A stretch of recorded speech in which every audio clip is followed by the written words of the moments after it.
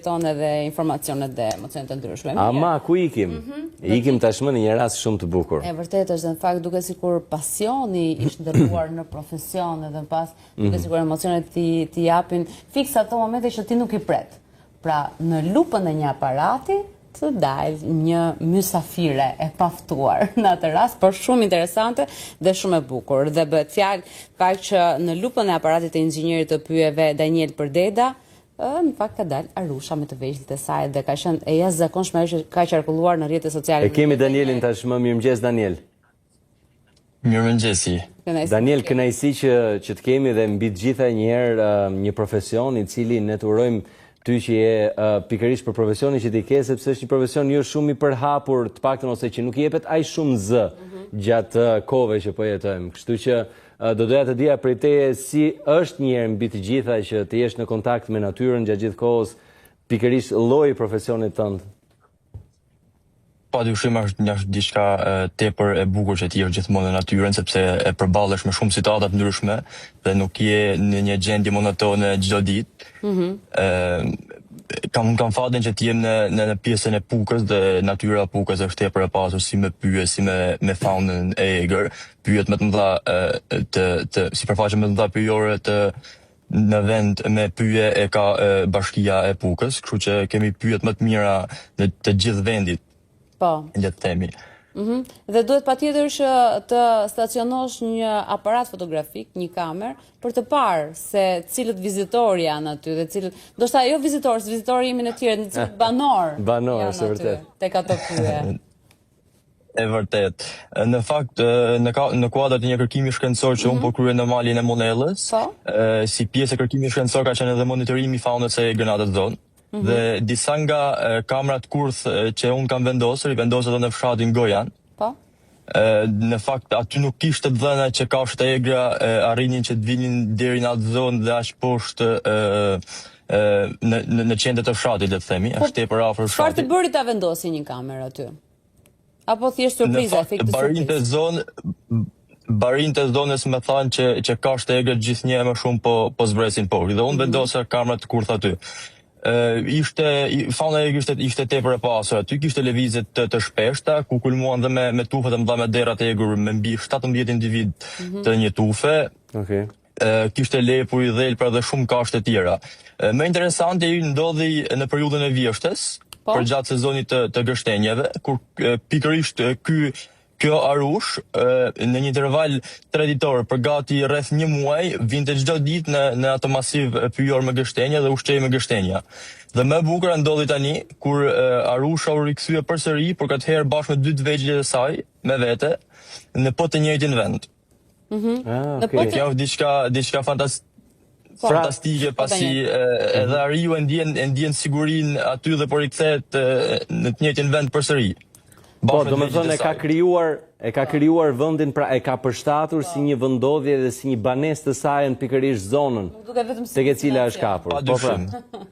Po, tashmë është një zonë e cila është afër, le të themi, me zona të banuara ose mund të ketë akses nga njerëz të cilët mbase duhen lajmëruar me ndonjë tabel, duke qenë se siç e the dhe ti, barin tashmë kanë thënë edhe faktin që janë duke zbritur akoma më poshtë kafshët e egra. Në fakt unë do kisha një apel tepër të rëndësishëm për gjithë banorët e zonës dhe jo vetëm, që duhet të evitojnë të gjithë lëvizjet e natës që janë të panevojshme. Pasi përballja me kafshët e egra, sidomos me ariun, kur ka dhe 2 të vegjëlit e saj me vete, mund të jetë fatale në jetë njerëzish. Kështu që duhet të jenë pajisur me drita me vete dhe në rastin më të mirë të mundshëm të kenë një sprite kundër arinjve me vete. Pasi përballja me kafshët e egra është tepër rrezikshme në orët e vona të natës, bëhet fjalë. Dhe në orët e parë të mëngjesit, nga që në atë lloj oraresh kryesisht kafshët dalin që të ushqen dhe të gjuajnë për ushqim. Patjetër, vlen shumë një apel i tillë, sepse sigurisht do kemi të mundur që t'i paraprim situatave që s'duam kursesi që të ndodhin, dhe patjetër që ata do jenë në mbrojtje të natyrës, të vegjëlve të tyre, sepse është vetë mbrojtja kaq shumë e qëndësishme për ta. Por ndërkohë, ato mund kryejnë sulme të befasishme për vetë mbrojtjen e tyre. Nuk është se janë të rrezikshme në pavjen e parë. Por mund kryejnë sulme të befasishme për vetë mbrojtjen e tyre, pasi ata cilësojnë si territor të tyre pjesën ku ne po kalojmë. Dhe në perceptimin e tyre duke sikur po jetonojmë të habitatin e tyre. Po fundi ata nuk kanë faj, Daniel, sepse ata e në habitatin e tyre, ne ndërkohë pavarësisht se nuk kemi shkuar mbase një qëllim të keq, po jemi duke kaluar aty. Gjithsesi pasioni yt për kafshët, pasioni yt për natyrën, duke shndruar edhe në një profesion, duket vërtet shumë i madh, është diçka që e ke patur që në vegjëli. Daniel, mbase i rritur një familje e cila e ka trashëgimi këtë gjë? Në fakt, unë që i vogël jam rritur në fshat, dhe ideja që jam rritur në fshat është ajo që më ka bërë dhe që të nis këtë shkollim që kam kryer si inxhinier pyesh.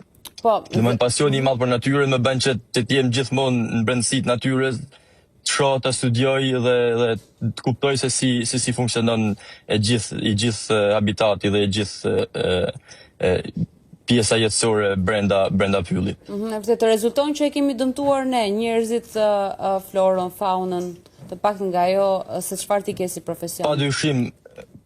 Padyshim, ky është kërkimi shkencor që po bëj tani, është një kërkim shkencor që pas 40 vitesh, por i bëjmë për të parë se si ka qenë esuria e pyjeve dhe faunës së egër në atë zonë studimore ku është kryer për herë të fundit para 40 vitesh. Unë vërej që pyjet kryesisht në zonën e Pukës, por në gjithë Shqipërinë po ri për të rijen.